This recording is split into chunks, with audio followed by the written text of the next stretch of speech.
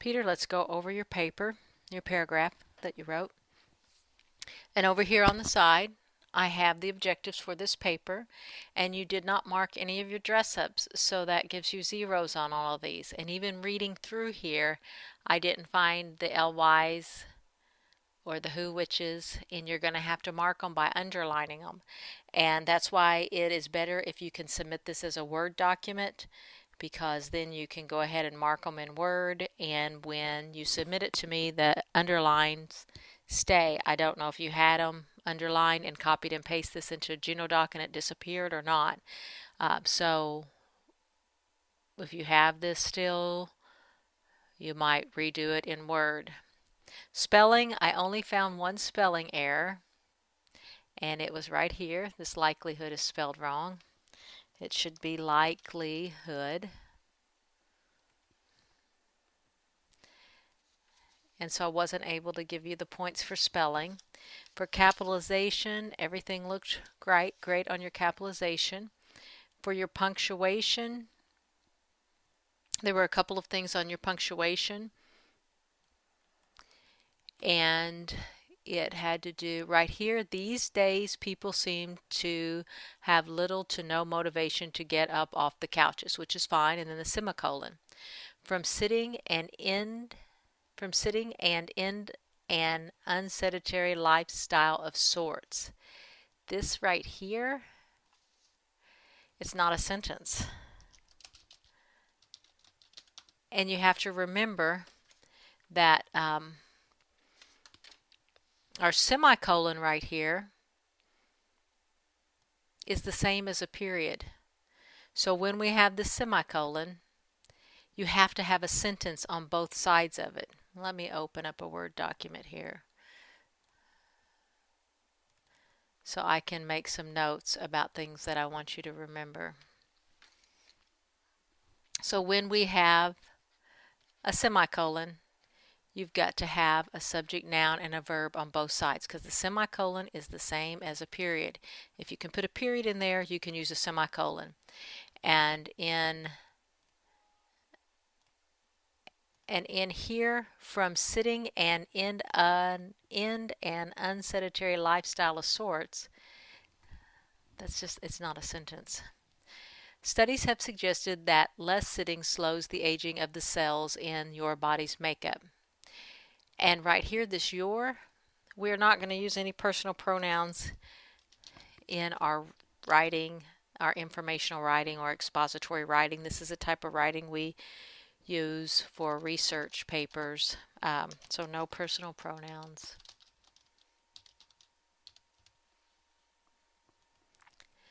Nowadays, it is common for your, again, no personal pronouns. The best way to change this would just to put the.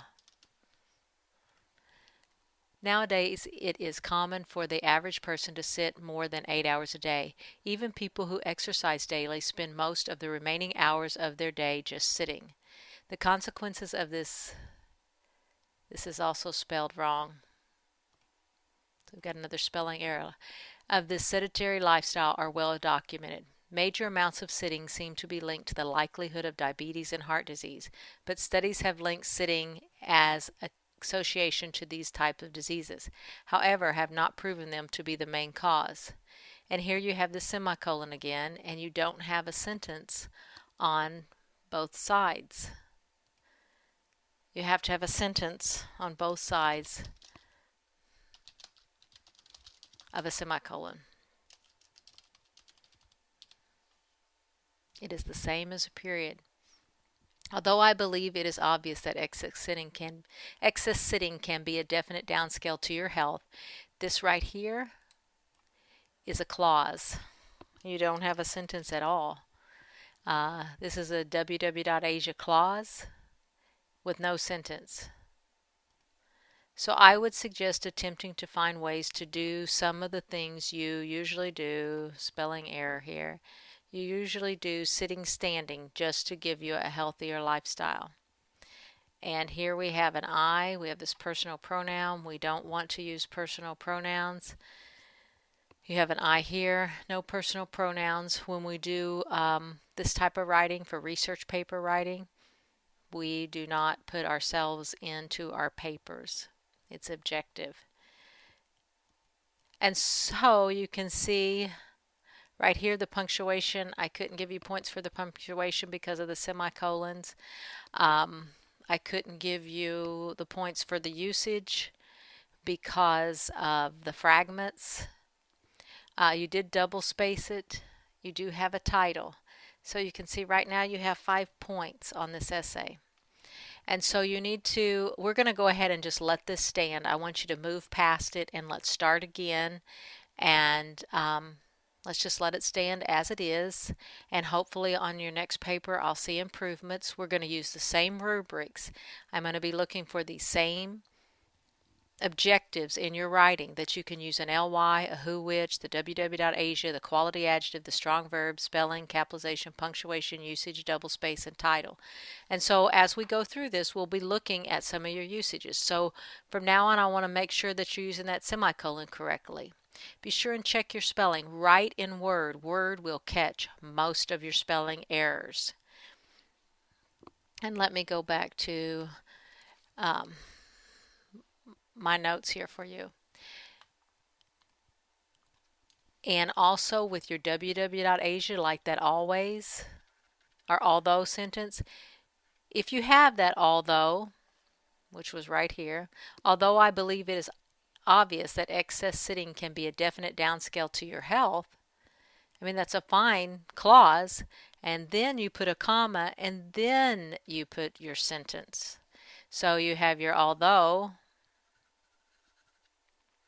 dot dot dot. Let's see what it's. Although I believe it is obvious that excess sitting can be a definite downscale to your health, although I believe this,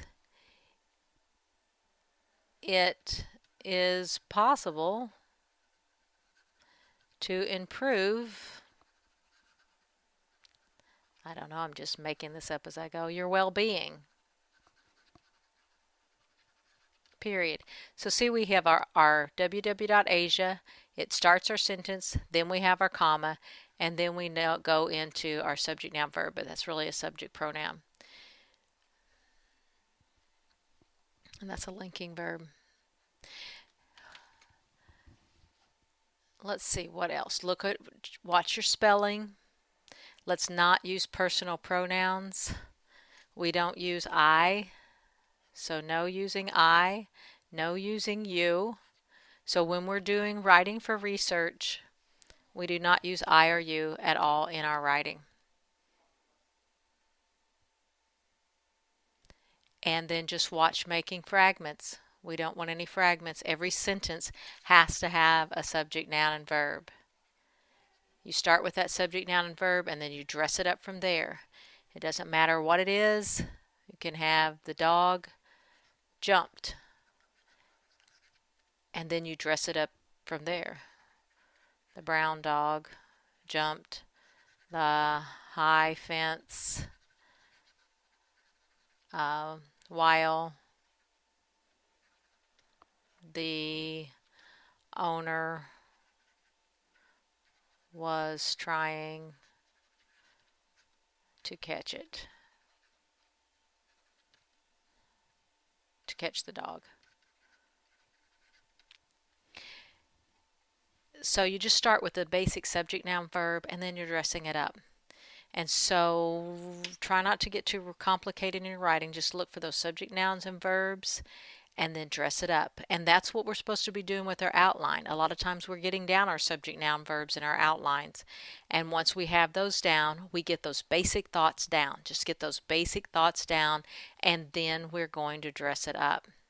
And that's what I want to see in your writing process. So the writing process that we are trying to get established here is, first, you pick your source.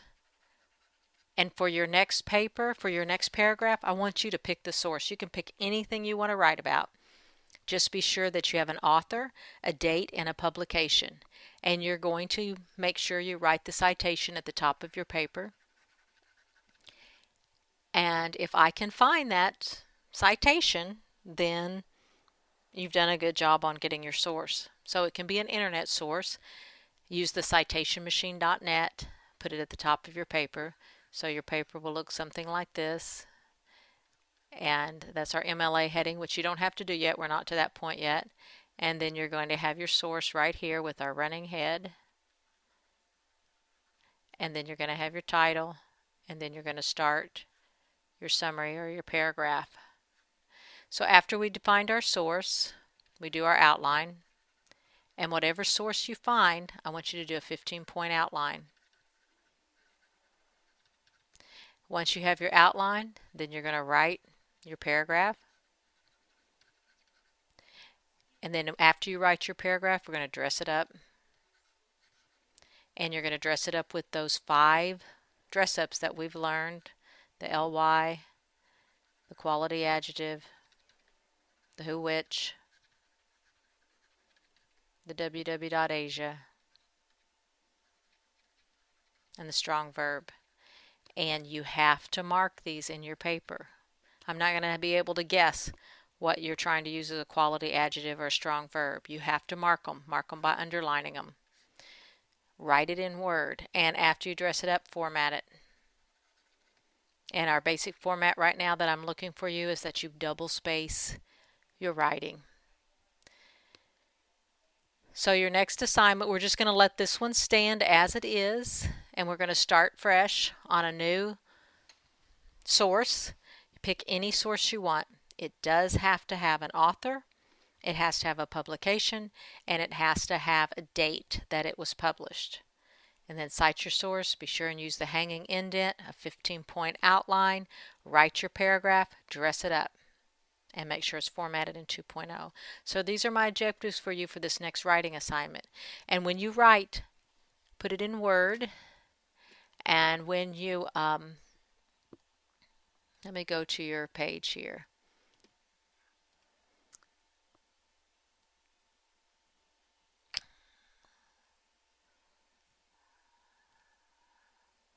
I'm going to sign in as you just a second so I can show you how it works here. See, I have right here for I can accept any file. So let me sign in as you so we can see how that works.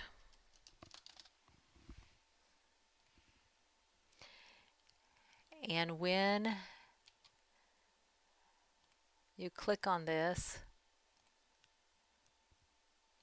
first you should be able to see your rubrics here. And then turn in another, select from your computer, and then pick a Word document and send it in to me that way, instead of doing a Genodoc, because those Genodocs are not holding the formatting. Okay.